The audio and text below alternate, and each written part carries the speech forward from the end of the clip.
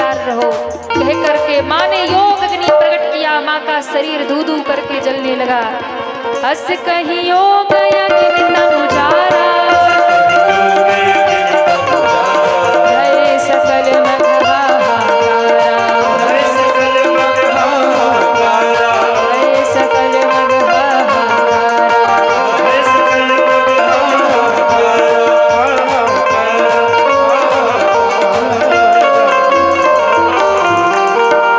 माँ का शरीर योग अग्नि में जल करके भस्म हुआ। महादेव जी को जब पता चला, क्रोध हुआ, वीरभद्र को भेजा, यज्ञ विध्वंस हुआ, दक्ष का शीश काटा गया। और कहते हैं फिर बाबा ने प्रसन्न किया, देवताओं ने दंड पाने के बाद शिव की शरण में आते हैं। महादेव ने यज्ञ पूरा किया। सती का देह त्याग करके वही सती मैया पर्वतराज हिमालय के घर पार्वती बन करके प्रकट हुई। हिमालय से प्रकट हुई तो नाम पड़ गया पार्वती। बोलिए पार्वती मैया की जय हो। नारद जी के कहने पर शिव जी को प्राप्त करने के लिए माँ कठोर तप कर रही है। और मैया को आज हम सभी कठोर तप करने देते हैं। कल तक माँ की तपस्या पूर्ण हो जाएगी, और जब माँ की तपस्या पूर्ण होगी तो हम सभी कल शिव विवाह का दर्शन करेंगे। वैसे तो आज ही शंकर जी का विवाह हम लोग श्रवण करते, पर कथा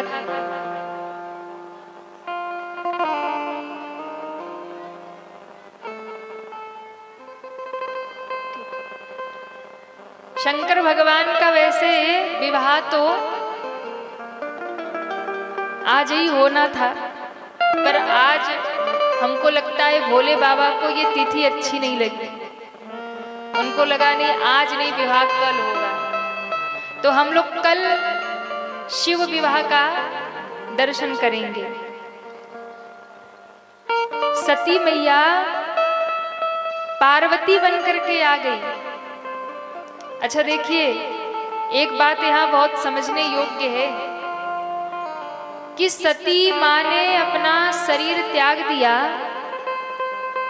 और पार्वती रूप में आ गई। इतनी घटना हुई कैसे? कभी इस पे विचार करना। घटना क्या हुई थी? कथा सुनने गई, कथा सुना नहीं, और जब कथा नहीं सुना तो राम जी के ऊपर संदेह कर लिया, राम जी के ऊपर ही संशय कर लिया। राम जी के ऊपर जब संदेह हुआ, संशय हुआ, तो कहते हैं राम जी की परीक्षा लेने चली गई। अच्छा, राम जी पे संदेह क्यों हुआ? क्योंकि सत्संग नहीं किया। और शास्त्र कहता है बिनु सत्संग विवेक न होई, बिनु सत्संग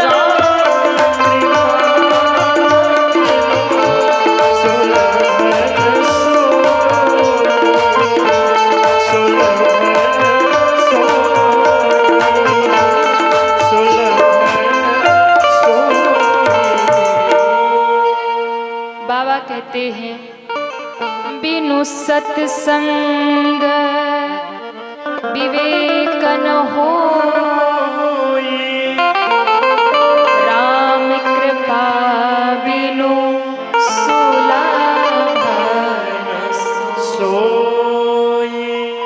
बिना सत्संग के जीवन में ज्ञान होने वाला नहीं है। इसलिए कथा में आकर के बैठा करो आप लोग, समय निकाल करके कथा सुना करो आप लोग, क्योंकि अगर कथा नहीं सुनोगे तो जीवन में क्या करना है क्या नहीं करना है इसका ज्ञान नहीं होगा। अच्छा, हम लोग तो साधारण इंसान है ना, हम लोग रास्ता भटक जाते हैं। आप बताइए, सती माता तो जगदम्बा है ना, तो जगत जननी है ना, लेकिन जो जगत माता जगदम्बा है, सती माता है, जब वो रास्ता भटक गई, क्यों भटक गई? क्योंकि कथा नहीं सुना। अगर कथा सुन ली होती तो राम जी का ज्ञान हो गया होता, सत्संग से ज्ञान हो गया होता, तो राम जी की परीक्षा लेने नहीं जाती। परीक्षा लेने नहीं जाती तो वहाँ सीता जी का रूप न बनाती, फिर शंकर जी से झूठ नहीं बोलती, फिर शंकर जी उनका त्याग नहीं करते और उनको शरीर नहीं छोड़ना पड़ता। लेकिन ये सब जितनी भी घटनाएं हुई हैं केवल एक कारण से कि माँ ने कथा का श्रवण नहीं किया। अगर कथा सुन ली होती तो माँ को ज्ञान हो जाता, और जब ज्ञान होता तो राम जी की परीक्षा ना लेती तो कभी उन्हें जलना नहीं पड़ता। तो बाबा कहते हैं कि बिन सत्संग विवेक न हो, राम कृपा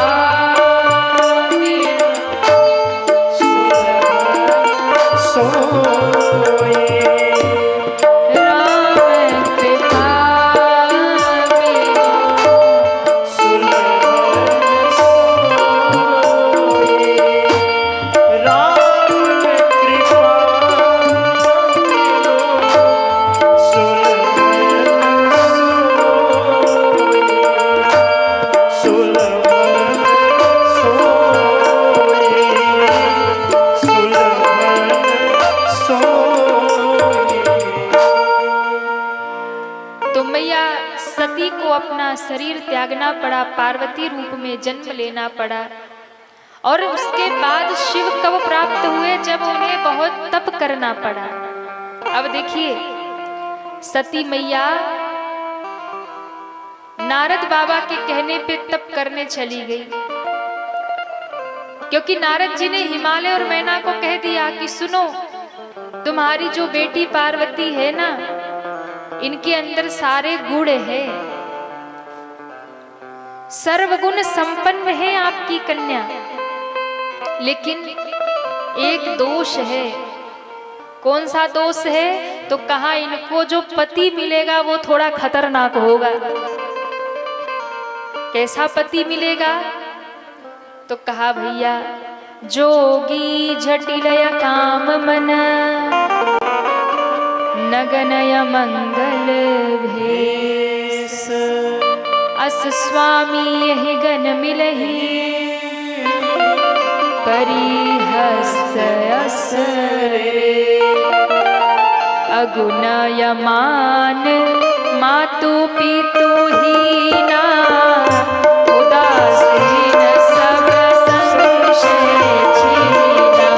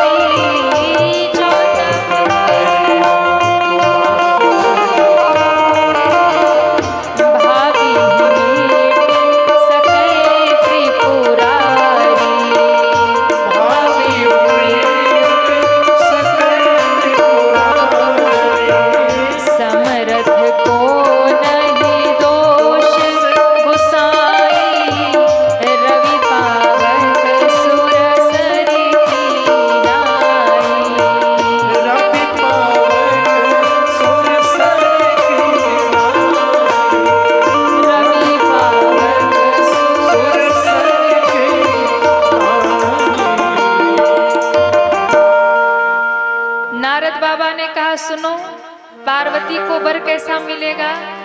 कहा जोगी होगा, जटा जूट धारण करने वाला होगा, अकाम मन वाला होगा, कोई कामना नहीं, कोई इच्छा ही नहीं है बाबा की।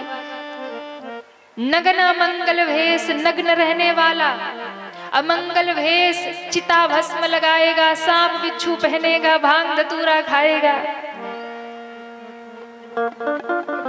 अगुण होगा, न कोई गुण होगा न कोई अवगुण होगा, अमान होगा, अमानी होगा, न कोई मान की चिंता न कोई सम्मान की चिंता।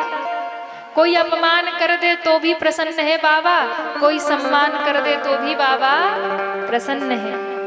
कोई एक लोटा जल चढ़ा करके हर हर महादेव कर दे तो भी भोले बाबा प्रसन्न है। कोई चार गाली सुना के आए तो भी बाबा प्रसन्न है।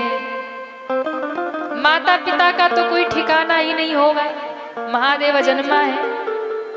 मातु पितु ही ना, उदासीन रहने वाले, यानी ना तो कोई प्रसन्नता है और ना कोई दुख है।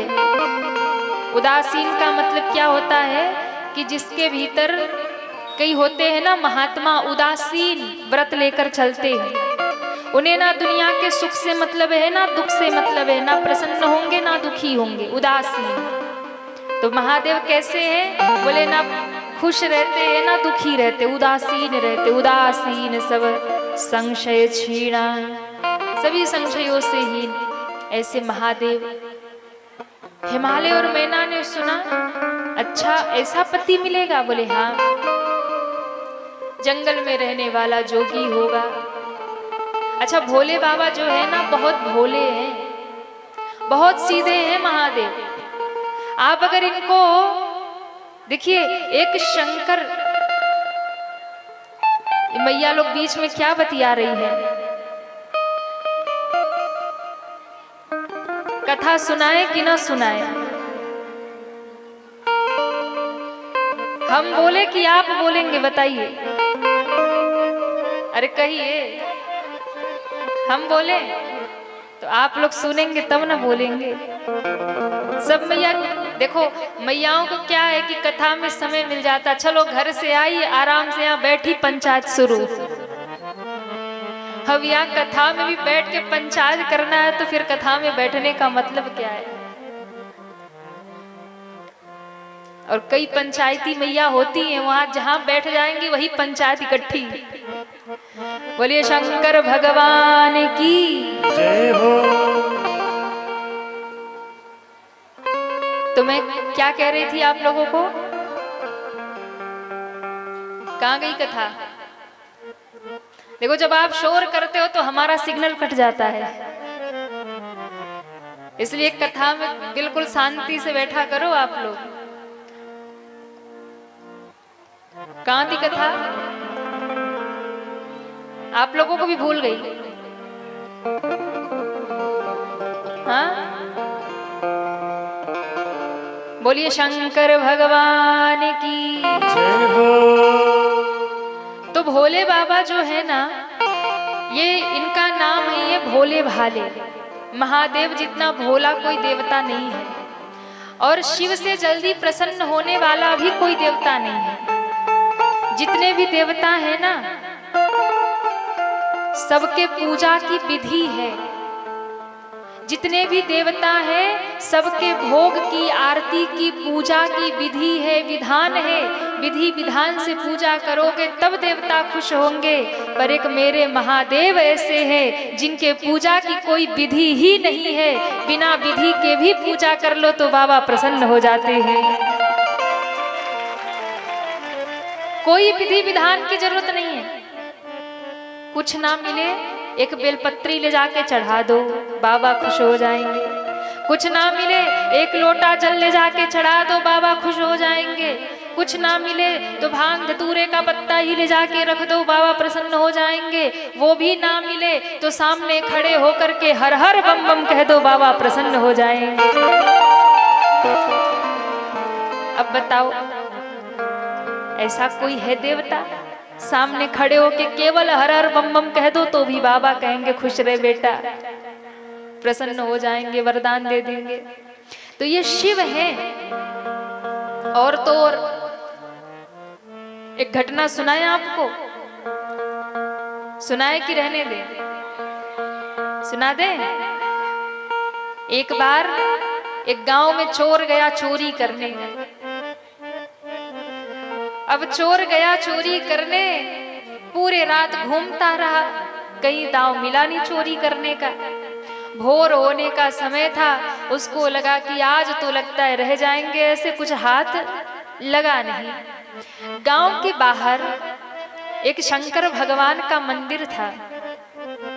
चोर को लगा कि चलो गांव में तो कुछ मिला नहीं, क्या पता मंदिर में कुछ मिल जाए। अच्छा गया, देखा मंदिर भी महादेव जी का। उसको लगा राम जी का होता, किसी और भगवान का होता, कुछ मिल भी जाता। ये अड़भंगी देवता महादेव, इनके पास तो रहने का ही ठिकाना नहीं है, भला हम चोरी क्या करें। लेकिन फिर भी मंदिर में घुस ही गया, बोले अब आ गए तो ट्राई कर लेते, शायद कुछ मिल जाए। चोर घुसा मंदिर के भीतर। जैसे ही मंदिर के भीतर चोर घुसा तो पूरे मंदिर में नजर घुमाई कि कहीं कुछ दिखे, कहीं कुछ दिखा नहीं। अब कहता है हे बाबा, आज लगता है कुछ हाथ नहीं लगेगा। और ऊपर ऐसे देखा कि घंटा टंग रहा था, बढ़िया घंटा लगा था। घंटे पे नजर गई और उसको लगा कि अगर ये घंटा ही मिल जाए तो कुछ तो काम हो ही जाएगा आज का। तो ऐसा काम करता हूं कि ये घंटा ही बाबा का उठा ले जाता हूं।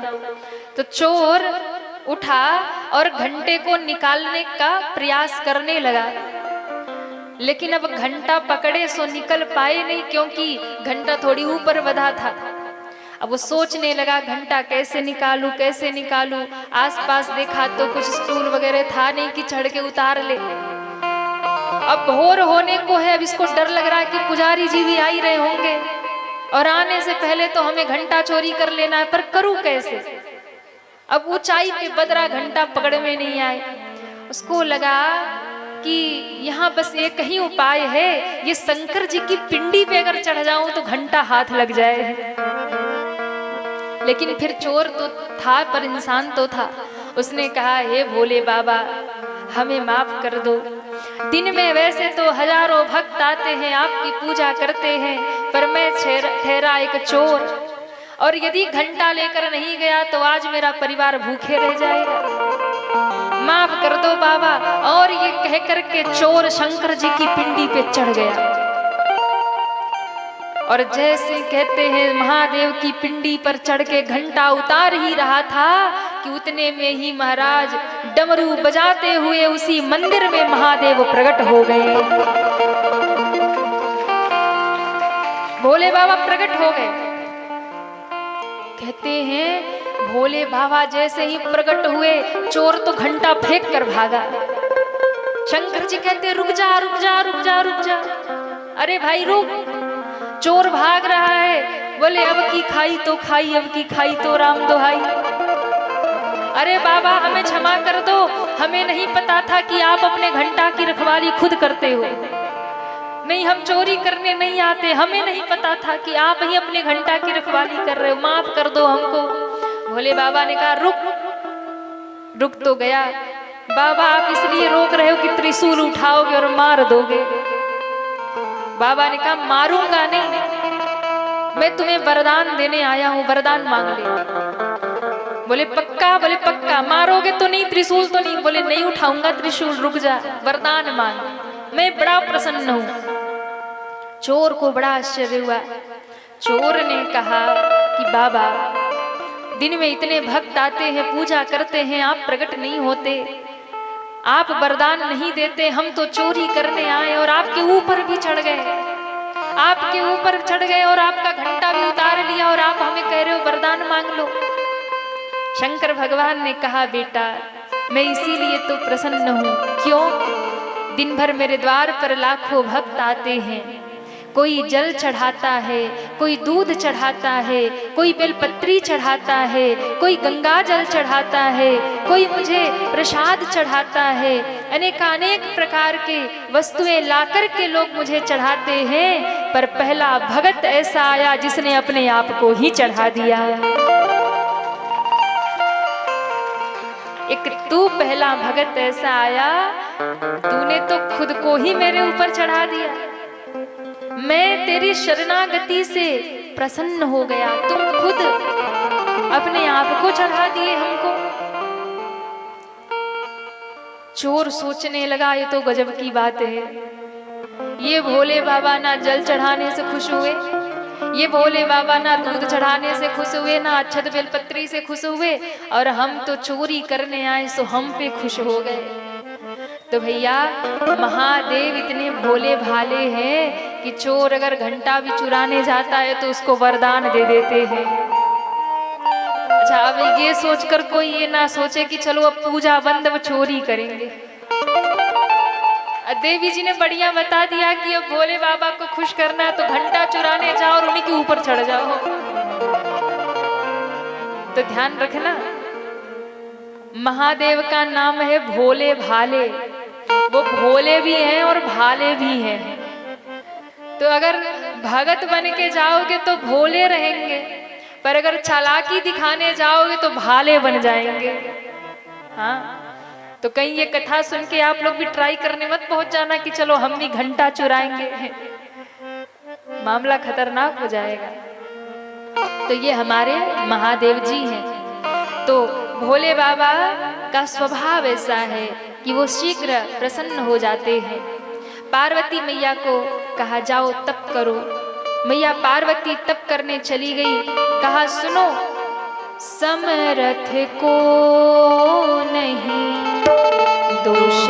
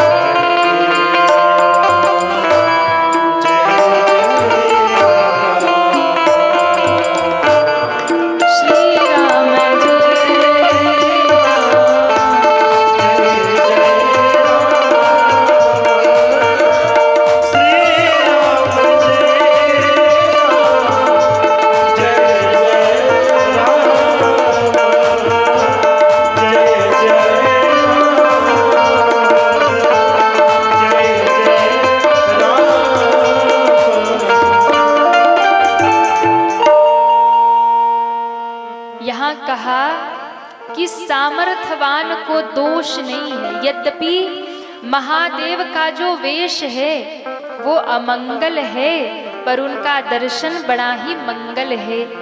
वो मंगल करने वाले हैं, वरदान देने वाले हैं। अच्छा बताइए, सामर्थवान जो है उन्हें दोष नहीं लगता। समर्थ को नहीं दोष को साई, रवि पावक सुर सर की नाहि। अब कई बार इस चौपाई का लोग अर्थ उल्टा लगा लेते हैं, अर्थ का अनर्थ कर लेते हैं। क्या बोले कि गोस्वामी जी ने मानस में कहा कि समर्थ को नहीं दोष गोसाई, रवि पावक सुर सरी की नाही। सामर्थवान को कभी दोष नहीं लगता। तो किसी ने पूछा कि सामर्थवान माने कौन?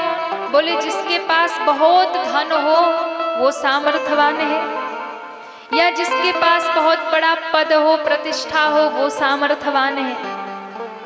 पर समाज में सामर्थवान उसी को कहा जाता है जिसके पास धन बहुत हो। हाँ, जिसके पास बहुत पैसा हो ना, लोग कहते बड़े सामर्थवान है, जो मन आए सो कर सकते हैं।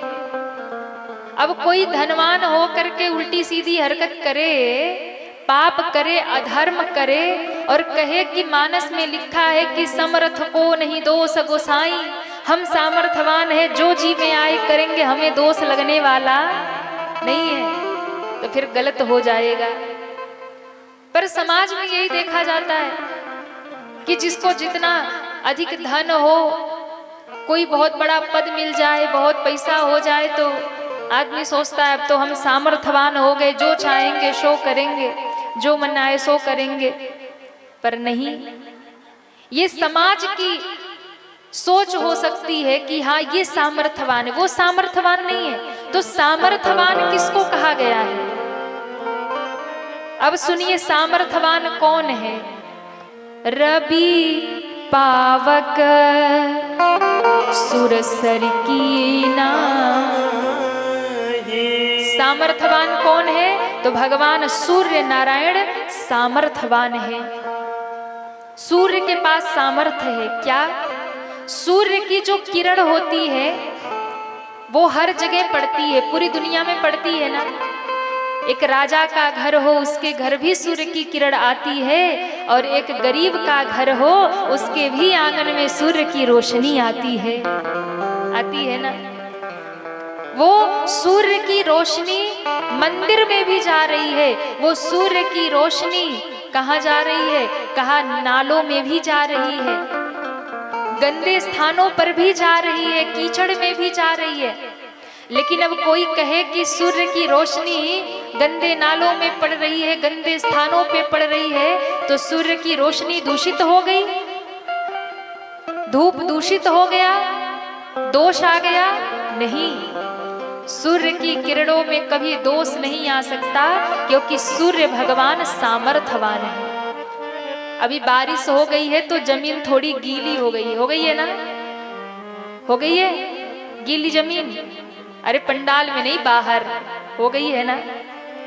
अब बताओ कि वो जो गीली जमीन रास्ते की है, उसे सुखाने का सामर्थ्य किसी के भीतर है? कहिए। कोई कहे कि भैया हम बड़े सामर्थ्यवान हैं, तो चलो पूरे पहाड़ तल्ली में जितनी भी जमीन गीली है उसको सूखी करके दिखाओ। नहीं हो सकता। क्यों? हमारे और आपके पास सामर्थ्य नहीं है। लेकिन 2 दिन कड़ी धूप होने दीजिए, सूर्य भगवान में वो सामर्थ्य है कि गीली मिट्टी को भी सूखी कड़कड़ी बना देंगे। इसलिए सूर्य भगवान सामर्थ्यवान है, उनकी किरणों में कभी दोष नहीं आ सकता। रवि और दूसरे पावक। पावक का अर्थ होता है अग्नि। अग्नि सामर्थ्यवान है। कैसे सामर्थ्यवान है? अब देखो, आग आपके घर में चूल्हे में भी जलती है ना। अब तो चूल्हा जलाने का समय आ रहा है भारत वालों का।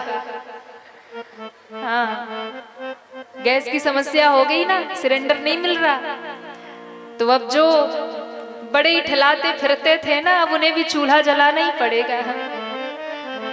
अब आनंद तो उनके है जो गांव में बढ़िया रहते हैं, जो अभी जमीन से जुड़े, उन्हें तो कोई डिस्टर्ब नहीं है। चलो आज सिलेंडर नहीं मिला तो आज हम चूल्हे पे भोजन बना लेंगे।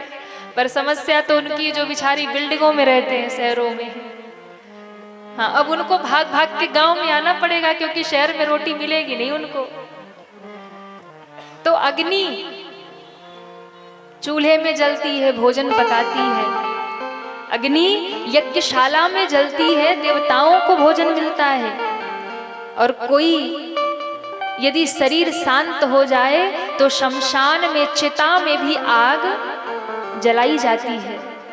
पर बताओ कि चिता की अग्नि और घर में चूल्हे में जलने वाली अग्नि और यज्ञशाला में, यज्ञ में जलने वाली अग्नि में अंतर क्या है? कोई कहे कि अग्नि ने अगर चिता को जलाया, शव को जलाया, मृतक को जलाया, तो अग्नि दूषित हो गई, अग्नि में दोष आ गया। अग्नि में दोष नहीं आया, क्योंकि अग्नि सामर्थ्यवान है, अग्नि नारायण है। 2 ही देवताओं को हम नारायण कहते हैं, या तो सूर्य को नारायण कहते हैं या अग्नि को नारायण कहते हैं। 2 को नारायण कहते हैं, अग्नि नारायण और सूर्य नारायण। तो सूर्य में भी दोष नहीं है, उनकी किरणें गंदे स्थान पे जाए या अच्छे स्थान पे जाए, मंदिर में जाए या नदी नालों में जाए, सूर्य में दोष नहीं आता। वैसे ही अग्नि चाहे चिता में जले, चाहे घर के चूल्हे में जले, चाहे यज्ञ में जले, अग्नि में कभी दोष नहीं आता, क्योंकि अग्नि सामर्थ्यवान है। और तीसरी बात, सुरसरी यानी गंगा मैया में कभी दोष नहीं आता। क्यों? आप गंगा जी नहाने जाते हैं? कौन कौन जाता है गंगा जी नहाने? सब लोग जाते हैं। जो हाथ नहीं उठा रहे वो नहीं जाते। उन्हें लगता है कि हमें पाप नहीं धोना है। कौन कौन जाता है गंगा जी नहाने? हाथ उठाओ। अच्छा, सब जाते हैं। हाथ उठा लिया करो। गंगा जी आप नहाने जाते हो, और कभी कभी ऐसा होता है कि आप जहां नहा रहे हो, आप कहीं आगे कोई कुत्ता भी नहा रहा होता है ना? उसी के सामने देखो तो कोई जल भी पी रहा है, कोई आचमनी कर रहा है, उसी के सामने कोई पूजा भी कर रहा। अब कोई कहे कि भैया गंगा का जल दूषित हो गया, कोई अस्थि विसर्जन भी कर रहा है। अब बताओ, गंगा का जल कोई पी रहा है, कोई स्नान कर रहा है, कोई अस्थि विसर्जन कर रहा है, कोई जीव जंतु कुत्ता भी आके पानी पी रहा है बगल में। अब कोई कहे कि गंगा जी दूषित हो गई, तो क्या गंगा जी दूषित हो गई? कहिए हाँ या ना? गंगा जी में कोई दोष नहीं। गंगा जी पवित्र है। आपके सामने ही कुत्ता गंगा जी में जल पी रहा हो और आप यहाँ नहा रहे हो, तो भी आप नहीं कह सकते कि गंगा जी दूषित हो गई, क्योंकि गंगा जी सामर्थ्यवान है। गंगा में कोई दोष नहीं है, वो सदैव परम पवित्र है। कोई ऊंची जाति का भी हो, कोई नीची जाति का भी हो, सब एक साथ गंगा में डुबकी लगाते हैं। कोई नहीं कह सकता कि हम अपवित्र हो गए, क्योंकि गंगा सामर्थ्यवान है। इसलिए समरथ को नहीं दोष गोसाई, रवि पावक सुरसरी की नाही। सामर्थ्यवान अग्नि है, सामर्थ्यवान नारायण है, सूर्य नारायण है, सामर्थ्यवान मैया गंगा है। इनके अंदर कभी दोष नहीं आता, पर हम इंसान हैं, हमारे अंदर दोष है। पर समाज में हम पैसे वाले हो गए तो हम सामर्थ्यवान हैं। गरीब अगर फटा कपड़ा पहन ले, गरीब अगर फटा कपड़ा पहन ले तो वो दरिद्र हो गया। गरीब अगर फटा कपड़ा पहन के घूमे ना तो लोग कहेंगे दरिद्र है, फटा पहन के घूम रहा दरिद्र है। गरीब अगर फटा कपड़ा पहन ले तो दरिद्र हो गया, और अमीर अगर फटा कपड़ा पहन ले तो फैशन हो गया। बात समझ में आ रही है? नहीं आई? अमीर फटा कपड़ा पहन ले तो फैशन हो गया। कई ऐसे कपड़े पहन लेते ना फटे फटे। एक बार हमें कहीं कोई मिला, वो आए मिलने। अब भैया सब घर वाले, किसी की जींस यहाँ फट रही, किसी की यहाँ फट रही, किसी की यहाँ फट रही, किसी की यहाँ फट रही, पूरे फटे फटे कपड़े पहन के। अब हमको लगा कि भैया लगता है कि कुत्ता पीछे पड़ गया होगा, और इनकी हालत कपड़ों की ऐसी हो गई। तो हमने किसी को पूछा कि क्या इनको कहीं कुत्ता पीछे पड़ गया? ऐसे लटक रहे सारे धागे, कपड़े फटे फटे, तो क्या इनके पीछे कहीं कुत्ता पड़ गया था? इनके सारे कपड़े फट गए। तो किसी ने कहा नहीं नहीं दीदी, वो फटा नहीं है।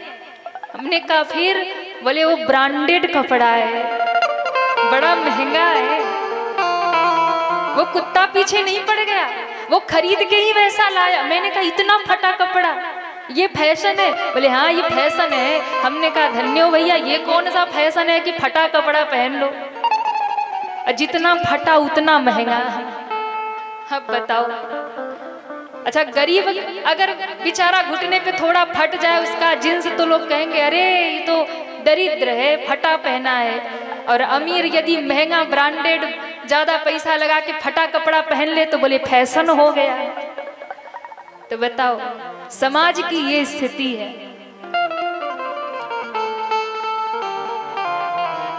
ये समाज की स्थिति है। तो सामर्थ्यवान कौन है? तो कहा रवि पावक सुर सर की नाही। सामर्थवान इंसान नहीं हो सकता, सामर्थवान तो सूर्य है, अग्नि है और गंगा जी हैं। बोलिए शंकर भगवान की जय हो। अब मैया पार्वती जाकर के भोले बाबा को प्रसन्न करने के लिए तप कर रही है। मैं तो पति बरूंगी शिव को, शिव भोला कैलासी।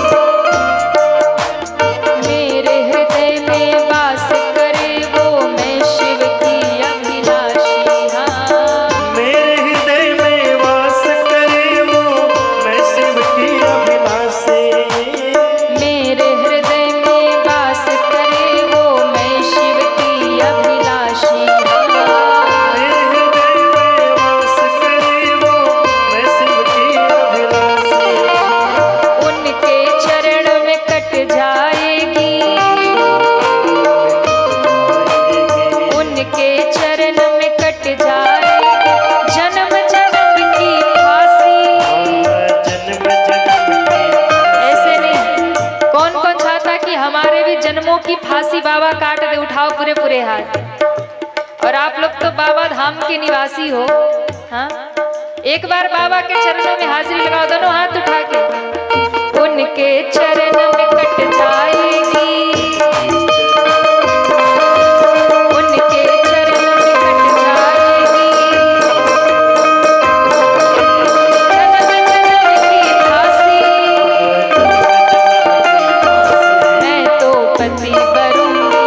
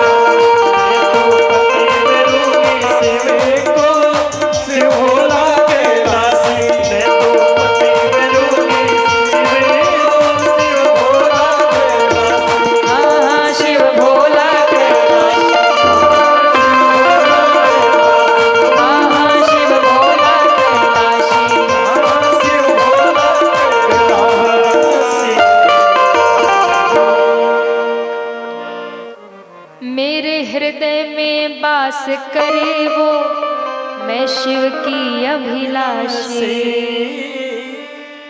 उनके चरण में कट जाएगी, उनके चरण में जन्म जन्म की फांसी। कौन कौन चाहता है कि जन्म मरण की फांसी बाबा हमारी काटे? उठाओ पूरे हाथ और इतने जोर से गाइए कि बाबा वैद्यनाथ तक आपकी आवाज पहुंचनी चाहिए। एक बात बताएं, आप देवघर के निवासी हो ना, आप बाबा धाम के निवासी हो ना, तो हम भी काशी धाम के निवासी हैं। हाँ, हम भी बाबा के धाम से आए हैं और बाबा के धाम में आए हैं, इसलिए उठाओ पूरे पूरे हाथ और एक साथ। मैं तो पति बनूंगी शिव को, शिव भोला कैलासी। मैं तो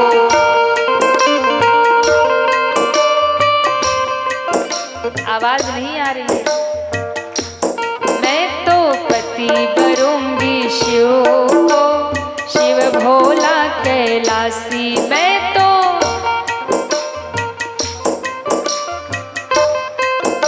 अच्छा एक बात बताओ, हम जो गा रहे हैं आपको समझ में आ रहा है? हमारी भाषा समझ में आ रही है? अंग्रेजी तो नहीं है ना, संस्कृत नहीं, हिंदी है? समझ में आ रही? तो आप लोग गा क्यों नहीं रहे? या कोई कसम खा के बैठे हो कि देवी जी कितना भी गवाएं हम गाएंगे नहीं?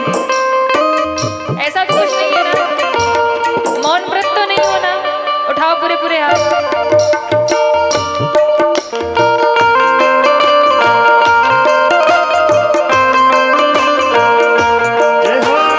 मेरे हृदय में वास करे वो, मैं शिव की अभिलाषी। हाँ, मेरे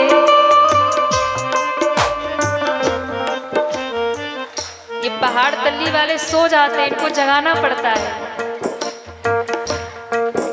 पर चिंता मत करो, इस बार काशी वासी कथा करने आए, जगा के जाएंगे। मेरे हृदय में वास करे वो, मैं शिव की अभिलाषी। मेरे हृदय में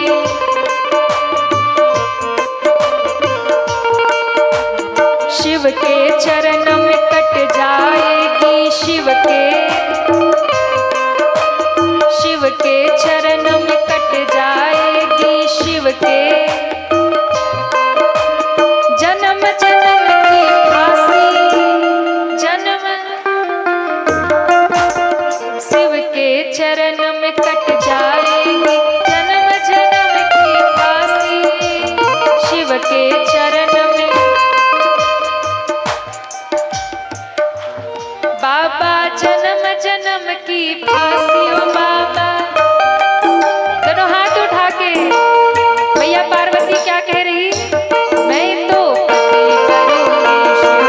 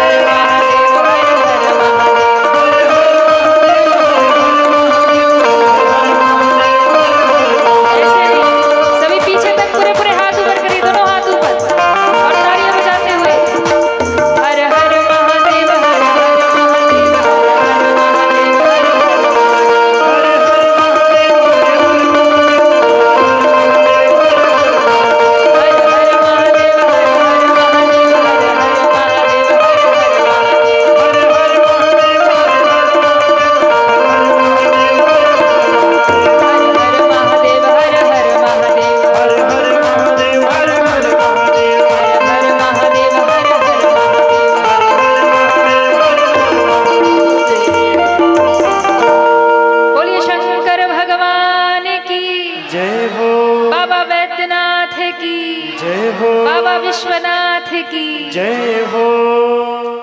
वाह, जग गए आप लोग। ऐसे ही जगे रहिए 9 दिन, तभी कथा में आनंद आएगा। थोड़े बोला करो, थोड़े गाया करो, थोड़े ताली बजाया करो। बोलिए शंकर भगवान की जय हो। तो मैया पार्वती तपस्या कर रही है शंकर भगवान को पति रूप में प्राप्त करने के लिए, और शंकर भगवान का मन वैराग्य में लग गया। अब उन्हें मनाने के लिए राम जी आ रहे हैं कि बाबा आप विवाह कर लो। शंकर भगवान को मनाने आ रहे हैं कि बाबा विवाह कर लो। राम जी ने पूरे जीवन में किसी से कुछ नहीं मांगा, पर राम जी ने पूरे जीवन में 2 जगह ही मांगा। कहाँ मांगा?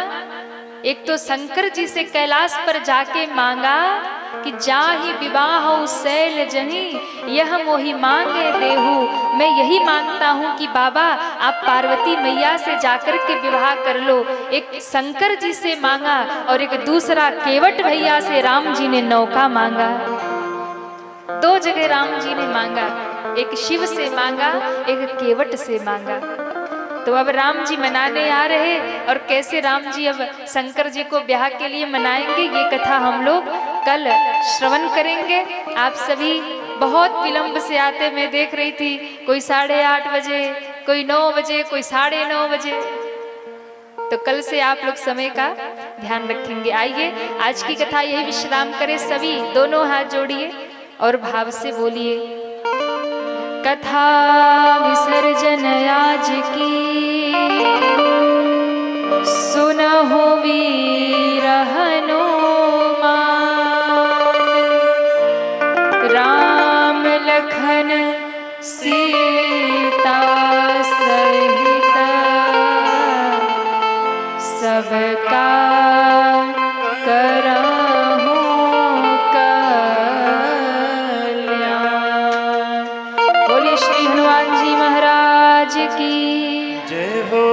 भक्तवत्सल भगवान की जय हो। राघवेंद्र सरकार की जय हो। श्री काशी विश्वनाथ की जय हो। नमः पार्वती पते हर वैराग्य में डूब गए हैं। क्योंकि एक बार ऐसा हुआ, क्योंकि महादेव जो है वो सती मैया से बहुत प्रेम करते थे, लेकिन जब सती माँ ने ही विश्वासघात किया, बाबा से झूठ बोला, तो बाबा ने भक्ति के मार्ग को चुना, सती का त्याग किया, नीति की रक्षा की, नीति के मार्ग को चुना, सती का त्याग किया। लेकिन बाबा ने सती मैया का त्याग भले ही कर दिया था, लेकिन सती मैया को हृदय से नहीं त्यागा था। सती मैया है कौन? वो शक्ति है।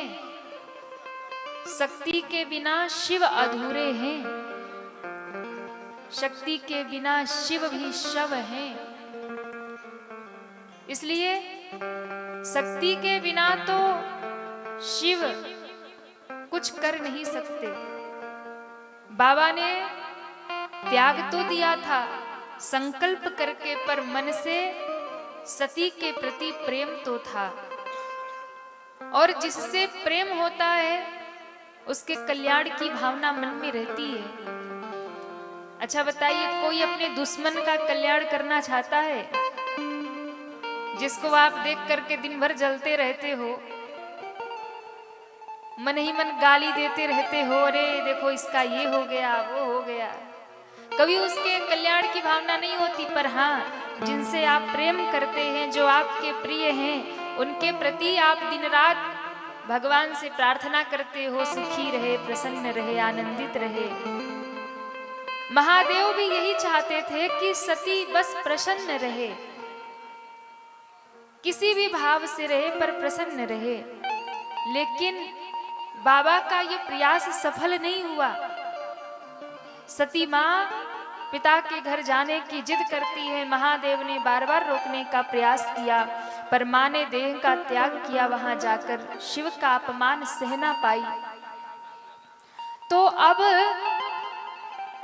शिव ने जब सती मां के मृत शरीर को देखा, तो भगवान शंकर ने उस शरीर को उठा करके तांडव किया।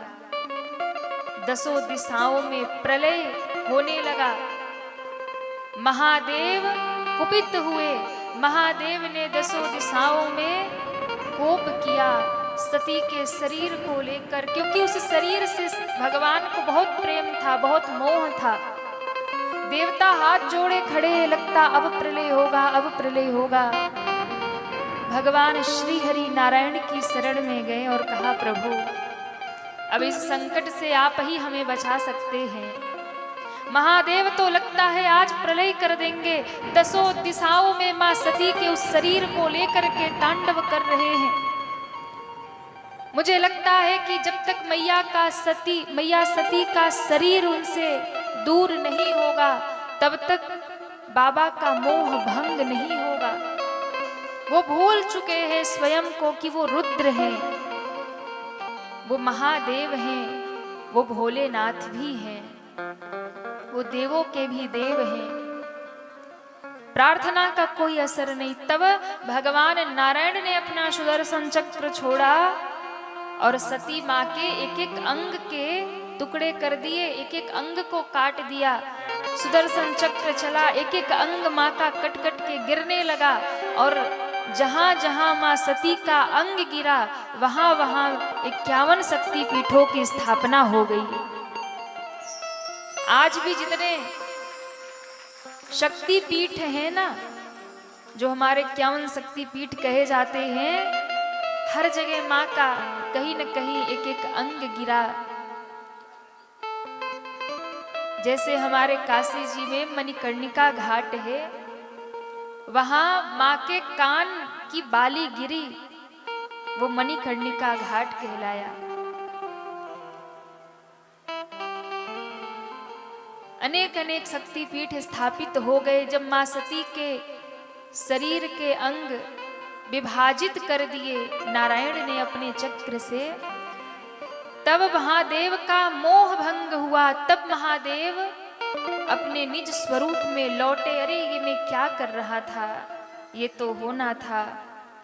अब बाबा के मन में गहरा वैराग्य जगा। वैसे शिव स्वयं वैराग्य हैं, शिव स्वयं वैराग्य हैं, शिव भंडार भरने वाले हैं, शिव सबकी झोली भरने वाले हैं। कुबेर का खजाना महादेव के हाथ में है।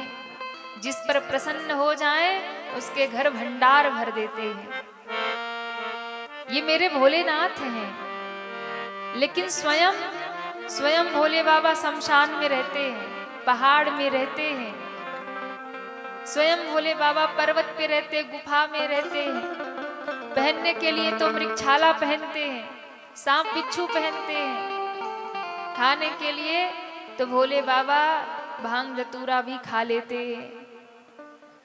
आप सोचिए, स्वयं के लिए बाबा कुछ नहीं स्वीकार करते। परम गृहस्थ महादेव हैं और परम बैरागी महादेव हैं, लेकिन अपने भक्तों का भंडार भरते रहते हैं। जो भी बाबा की शरण में आ जाए, एक लोटा जल भी चढ़ा दे तो महादेव कुबेर का खजाना उठाकर दे देते हैं। जा तू सुखी हो जा, जा तू प्रसन्न हो जा।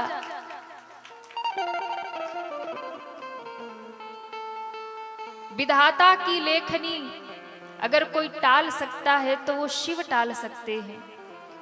ब्रह्मा ने जिसके भाग्य में जो लिख दिया उसको मिटाने वाला संसार में कोई नहीं है। कहते हैं ना कि भाग्य का लिखा कभी मिटता नहीं है। लेकिन आपको पता है, हमारे महादेव ऐसे हैं जो भाग्य भी बदल देते हैं। शिव एकमात्र ऐसे देव हैं जो भाग्य बदलते हैं।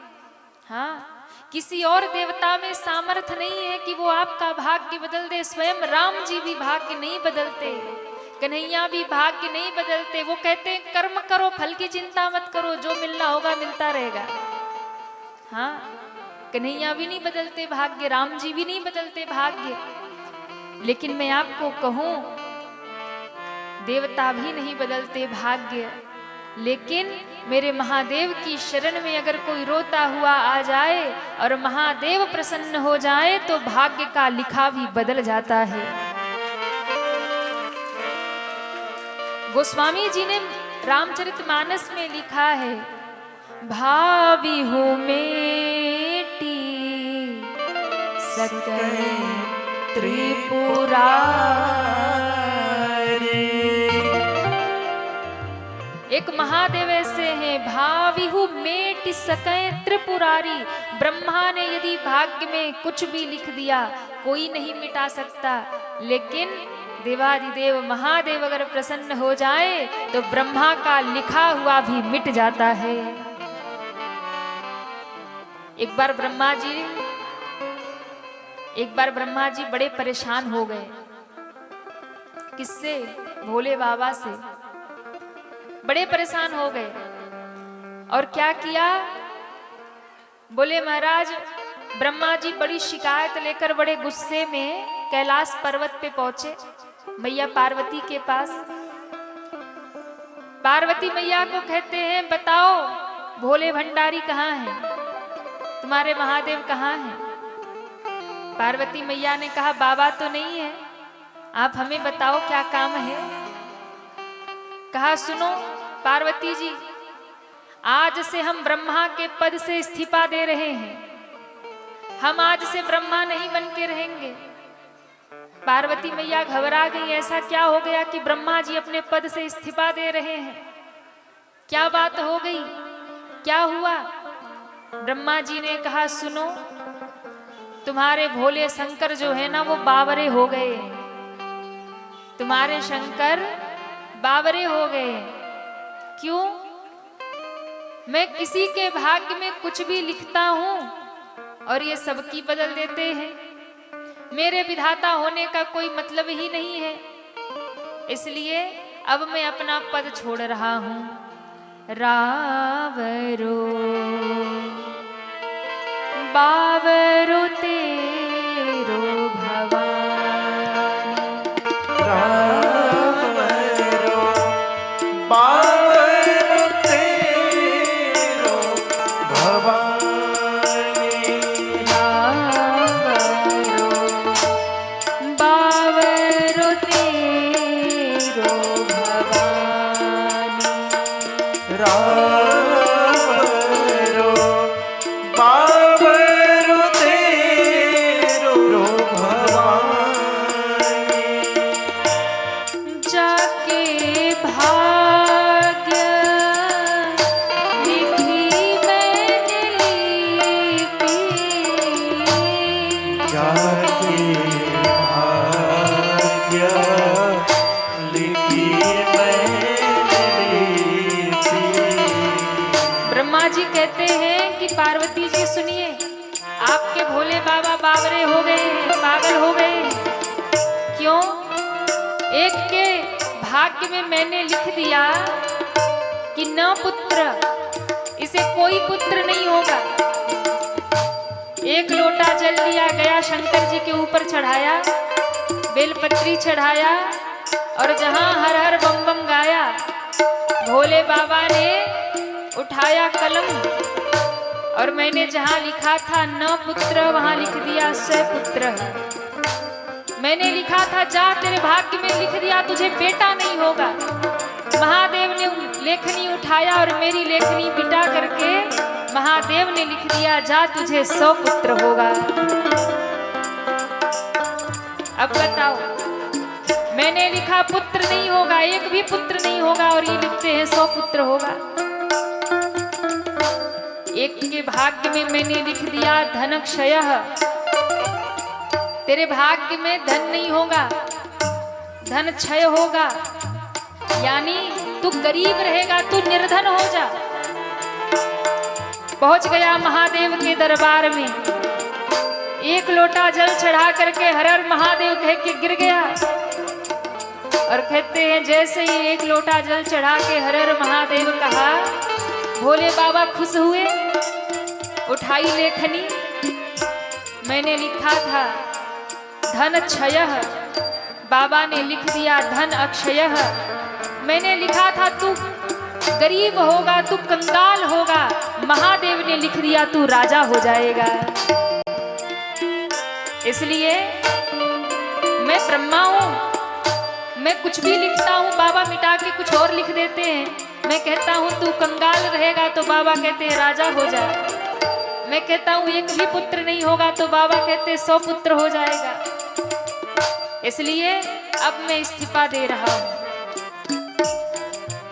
पार्वती माँ ने कहा ब्रह्मा जी रुको रुको रुको, बाबा को आने दो, तनिक पूछ लें कि वो ऐसा करते क्यों हैं।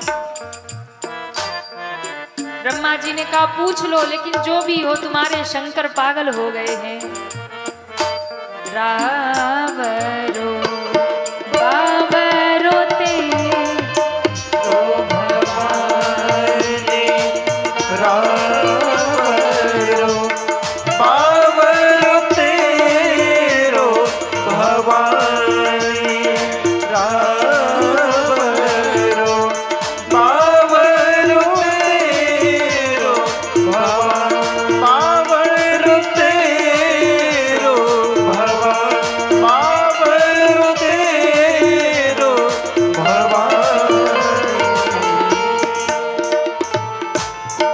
बोलिए शंकर भगवान की। जय हो। पार्वती मैया ने कहा बाबा आप ऐसा क्यों करते हैं, ब्रह्मा जी आपकी शिकायत कर रहे हैं। शंकर जी ने कहा क्या शिकायत कर रहे हैं। बोले ये कह रहे हैं कि आप उनका लिखा हुआ मिटा देते हो, आप वो कुछ लिखते हैं आप कुछ लिखते हो। किसी को लिखते हैं कि तू भिखारी हो जा तो आप उसे राजा बना देते हो, किसी को कहते बेटा नहीं होगा तो 100 पुत्र का वरदान दे देते हो। ये क्या है। शंकर भगवान ने मुस्कुरा करके कहा देवी इसीलिए तो ये दुनिया मुझे भोलेनाथ कहती है, इसीलिए तो ये दुनिया मुझे महादेव कहती है। अरे सब मेरे द्वार पे आस लेकर के आते हैं तो मैं उनकी मनोकामना पूर्ण कर देता हूँ। अगर उनकी मनोकामना पूरी नहीं करूँगा तो फिर ये दुनिया मुझे भोले बाबा ही क्यों कहेगी, ये हमें भोलेनाथ ही क्यों कहेंगे। तो इसलिए महादेव भाग्य को मिटाने वाले देव हैं, भाग्य बदलने वाले देव हैं। शिव स्वयं पहाड़ पे रहते हैं पर उनके भक्त महल में रहेंगे। शिव स्वयं केवल भांग धतूरे को स्वीकार करते हैं जो संसार में कोई स्वीकार नहीं करता है, पर उनके भगत 56 भोग खाते हैं। ये शिव की उदारता है, ये शिव की कृपा है।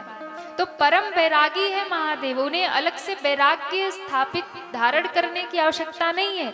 लेकिन फिर भी महादेव जब सती माँ चली गई तो और वैराग्य में डूब गए। अब केवल 2 काम रह गया। क्या? बाबा 2 काम करते हैं। कहत सुनत रघुपति गुण गाथा, जहाँ तह सुनहि राम गुण ग्राम, जपहि सदा रघुनायक नामा, जहाँ तह सुनहि राम गुण ग्रामा। अब महादेव के जीवन में केवल 2 काम है। जहाँ तहाँ राम जी की कथा सुनते हैं, जहाँ भी कथा होती है बाबा कथा सुनने जाते और राम नाम का जप करते, और इसके सिवा कोई काम नहीं भोले बाबा के जीवन में। ध्यान रखना, जिसके जीवन में भक्ति आ जाएगी ना वो उछल कूद करना बंद कर देगा। आप कहेंगे इसका मतलब क्या है? आजकल भक्ति भी प्रदर्शन का विषय हो गया है। आप लोगों ने भी देखा होगा, आजकल भक्ति का मतलब यही है कि जितना दुनिया में दिखाओ उतने ही भगत कहाओ। आज जिसको देखो हाथ में ठाकुर जी को लेके यहाँ वहां घूम रहे हैं। आज जिसको देखो जहां तहां कुछ भी खा रहे पी रहे और तुलसी माला पहन करके तिलक लगा करके बोले हम भी भगत हैं। हाँ? तो भक्ति आजकल प्रदर्शन का विषय हो गई है। आजकल लोग भक्ति भी क्यों करते हैं कि बोले महाराज रील्स बनाएंगे, फोटो खींचेंगे, सोशल मीडिया पे डालेंगे और कहेंगे देखो हम तो इतने भगत हैं। हाँ? भक्ति प्रदर्शन का विषय हो गया है आज के समय में। पर ध्यान रखना, भक्ति जब जीवन में प्रवेश करती है ना तो जीवन उछल कूद नहीं करता। व्यक्ति जिसके जीवन में भक्ति का प्रवेश हो जाए उसका जीवन तो और गहरा हो जाता है। भक्ति जब जीवन में प्रवेश करती है तो जीवन गहरा हो जाता है, जीवन शांत हो जाता है। आध्यात्म की गहराई में जब व्यक्ति उतरता है ना तो उसका मन शांत हो जाता है, उसका जीवन आनंद से भर जाता है। अच्छा देखिए, अभी नवरात्रे चल रहे हैं ना, अभी नवरात्रि चल रही है और जगह जगह जागरण हो रहे। कई माता की चौकी, या नवरात्रि नहीं होती फिर भी चलते रहते जागरण, चौकी माता की होती रहती है। तो कई बार आप देखो कि कई कई मैया लोग रहेंगे, उनके शरीर में माता जी आ जाती हैं। हमसे कई बार लोग पूछते हैं कि देवी जी क्या सच में माता रानी आती हैं शरीर में? हमने कहा भैया माता रानी का तो नहीं पता, हमें खबर नहीं, कुछ होता होगा, लेकिन जो भी वो करते हैं वो केवल एकमात्र प्रदर्शन है। पता चला कहीं चौकी शुरू हुई, वो धड़ाम धुड़ुम बजना शुरू हुआ, सोई मैया के अंदर माता जी प्रकट हो गई। अब जिस मैया के भीतर माता जी प्रकट हुई फिर वो करेगा क्या? बोले बाल बाल खोल के मैया वो झूमे, वो नाचे, वो उछल कूद हल्ला मचाए। अरे भाई माता जी आएंगी तो आदमी शांत हो जाएगा कि हल्ला मचाएगा? बताओ। मंदिर में देखो दुर्गा मैया मुस्कुराती हुई कितनी सुसज्जित शांत करुणा नेत्रों से बरसाती हुई बैठी है, और ये मैया जो झूम रही कह रही माता आ गई, माता आ गई मेरे भीतर। अब मुझे खबर नहीं ऐसा कभी होता होगा। पर भैया मैं आपसे एक बात कहूं, हमारा शरीर इतना पवित्र नहीं है, हमारा शरीर इतना पावन नहीं है। काम क्रोध लोभ मोह विकार से भरा हुआ ये शरीर, इस शरीर में माता आ सकती है, ये कभी हो नहीं सकता। माँ का अंश मात्र भी हम अपने शरीर पर झेल नहीं सकते। जो भी कहते हैं कि माता आ रही है ये सब पाखंड है। शरीर में रोमांच हो जाना, भक्ति से भाव से भर जाना, नेत्रों से अश्रुपात होना, ये सब भक्ति के लक्षण बताए हैं। उछल कूद करना, हो हल्ला करना, दूसरों को आंखें दिखाना, हम दुर्गा हम काली, ये कोई भक्ति नहीं है, ये कोई माता नहीं है अंदर। अच्छा माताएं तो माताएं, महिलाओं में तो दुर्गा मैया आती है, आजकल पुरुष भी पीछे नहीं है, उनके अंदर भी भैरव बाबा प्रकट हो जाते हैं। अब कई सोशल मीडिया पे तो आप लोग देखते होंगे आजकल कईयों के अंदर भैरव बाबा आ जाते, फिर वो ऐसे ऐसे झूमे महाराज। हाँ, बहुत खतरनाक स्थिति है अपने सनातनियों की, सनातन धर्म की बहुत खतरनाक स्थिति है। हाँ, हमारे चित्त में हमारे मन में भगवान आ जाए वही बड़ी बात है। शरीर पे आएंगे तो भैया शरीर हमारा शांत हो जाएगा। हम भगवान को तेज को सहले, माता रानी के तेज को सहले, ऐसा हमारा शरीर नहीं है। माँ का अंश मात्र भी यदि अनुभव में माँ आ जाए ना तो शरीर में रोमांच हो जाए, व्यक्ति शरीर से हट जाता है। इसलिए कोई माँ दुर्गा नहीं आती किसी के भीतर, कोई भैरव बाबा नहीं आते। ये जितनी भी ये सब मनगढ़ंत बातें हैं वो माताएं खुद से प्रकट कर लेती हैं। ये चढ़ गया वो चढ़ गया, खाली सनातनी यही कर रहे हैं और भारत का यही दुर्भाग्य है। और मुझे एक बात और समझ में नहीं आती कि मैया दुर्गा तो अंदर आ गई, भैरव बाबा तो आ गए, राम जी क्यों नहीं आते? हाँ, कभी राम जी भीतर कब आएंगे? कभी राम जी क्यों नहीं आते? राम जी का आदर्श, राम जी का त्याग, राम जी का प्रेम, राम जी का वात्सल्य, राम जी की दया हमारे भीतर क्यों नहीं प्रकट होती है? खाली पाखंड करना है, दुर्गा मैया आ गई, भैरव बाबा आ गए, हाँ? राम जी क्यों नहीं आते? कभी राम का आदर्श जीवन में धारण करो, कभी राम का चरित्र जीवन में धारण करो, कभी राम का त्याग यदि तुम्हारे भीतर आ जाए, उसी दिन तुम्हारा कल्याण हो जाएगा। राम नहीं आते, भैरव बाबा आ जाते हैं, दुर्गा मैया आ जाती है। जिसके जीवन में माँ आ जाएगी, वास्तव में जिसके जीवन में भक्ति आ जाएगी, उसका मन शांत हो जाएगा, उसका जीवन गहरा हो जाएगा।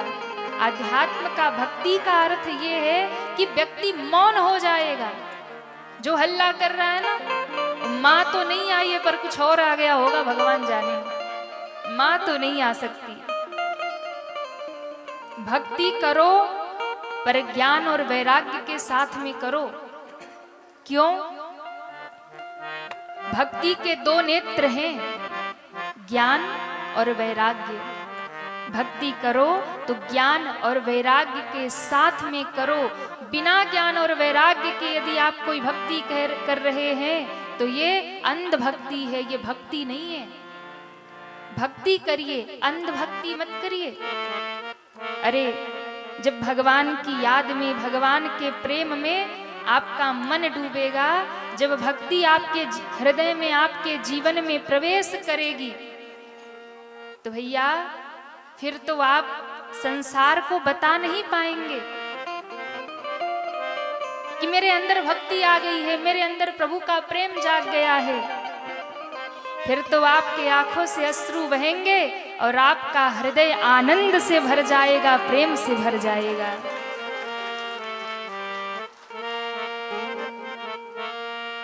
जब याद राम तेरी आती है, एक अजब नजारा होता है। जब याद राम तेरी आती है, एक अजब नजारा होता है। जब याद राम तेरी आती है,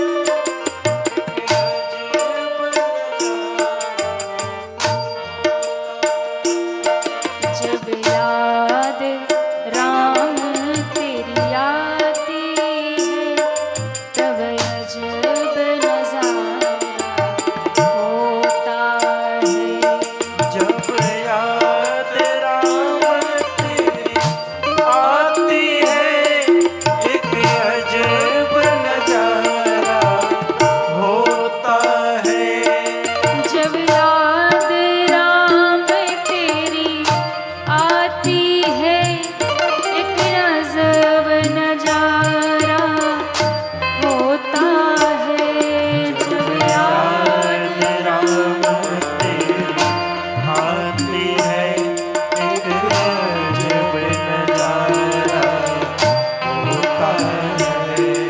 एक भूख से उठती है अरु दिल, बेचैन हमारा होता है। एक भूख से उठती है और दिल, बेचैन हमारा होता है।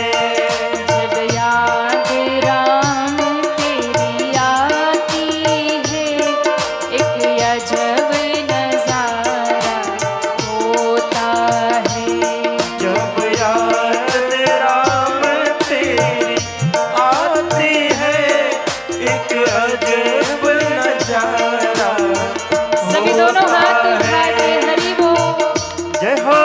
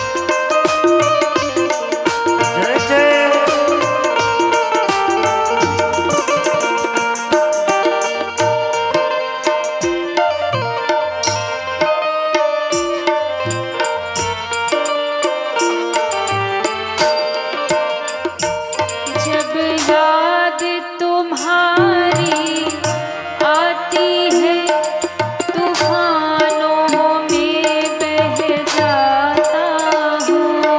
जब याद तुम्हारी आती है, तूफानों में बह जाता हूँ। जब याद तुम्हारी आती है, तूफानों में बह जाता हूँ। जब याद तुम्हारी आती है, तूफानों में बह जाता हूँ। मझधार में होके खाता हूँ, एक नाम सहारा होता है।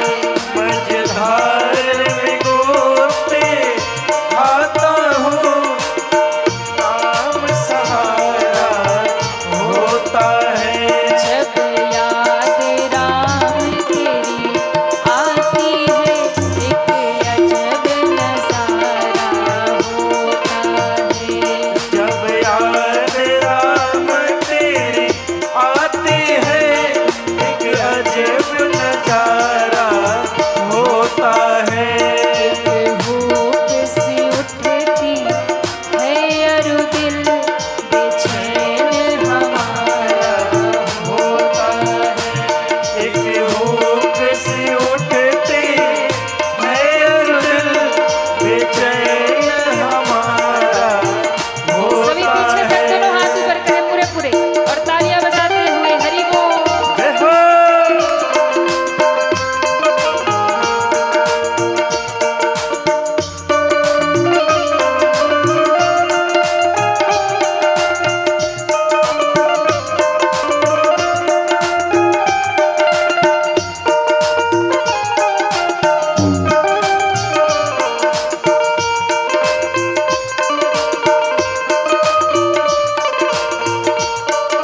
जय हो।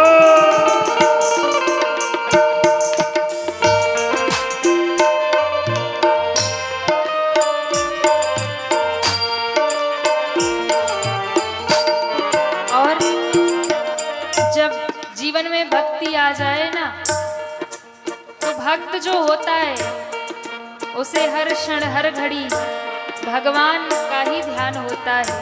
वो संसार में कुछ भी करता रहे, भगवान की याद में डूबा रहता है।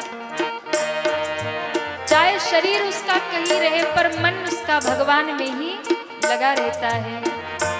मैं चलता फिरता हंसता हूँ, दुनिया से दर्द छिपाने को।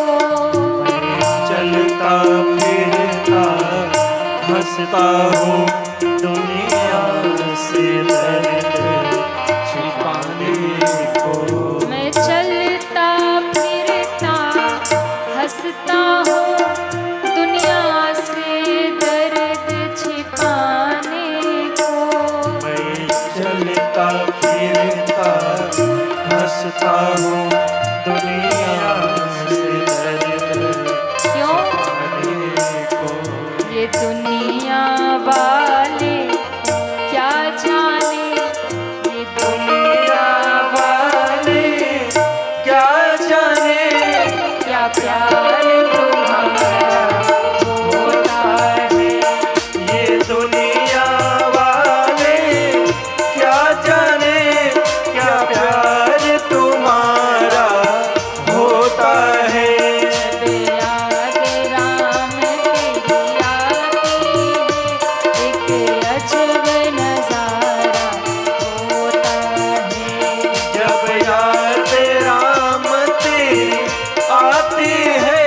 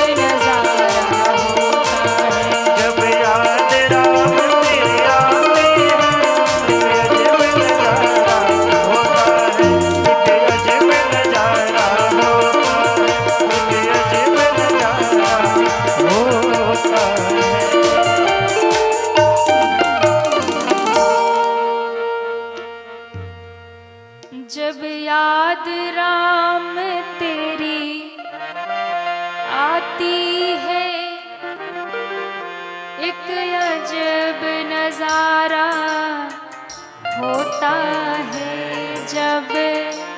कौन कौन राम जी को याद करता, उठाओ दोनों हाथ।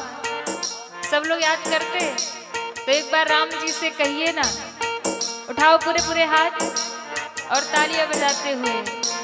जब याद राम तेरी आती है, एक अजब नजारा होता है जब।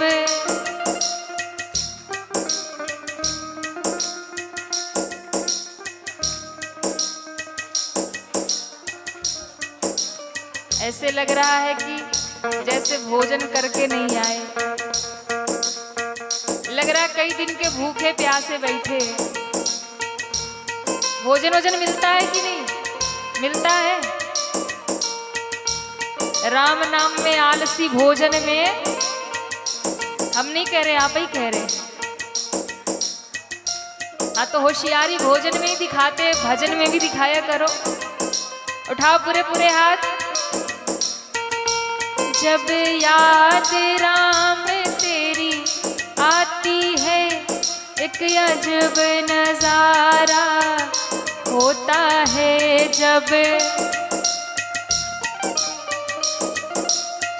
जय हो।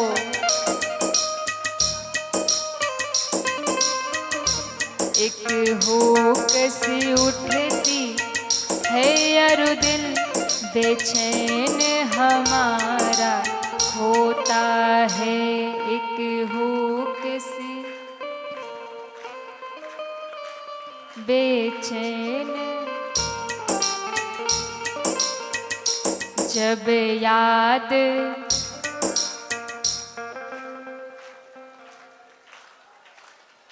अच्छा, ये जो मैया लोग इधर बैठी हैं, इधर से लेके उधर तक, ये वाली, ये लोग ना गा रही हैं ना ताली बजा रही हैं। अच्छा, अभी पड़ोसी से झगड़ा करना पड़े तो इतना जोर चिल्लाएंगे कि 4 गांव पता चले झगड़ा हो रहा है। और कथा में आके बोले चुप्पे बैठी हैं। अभी पड़ोसन मिल जाए तो सही पंचायत शुरू। बताओ, कथा में आके और मुख से जब राम जी का नाम नहीं गाओगे तो फिर कैसे कल्याण होगा। अच्छा, एक बात और कहे, कथा में जो बैठ करके भगवान का नाम गाता है, ताली बजाता है ना, तो उसके बड़े फायदे हैं। बता दे कि रहने दे? फायदा बता दे? चलो रहने दो, नहीं बताते, बता दे। कथा में बैठ करके जो ताली बजा के राम जी का नाम गाता है, उसके भीतर का पाप बाहर निकल जाता है।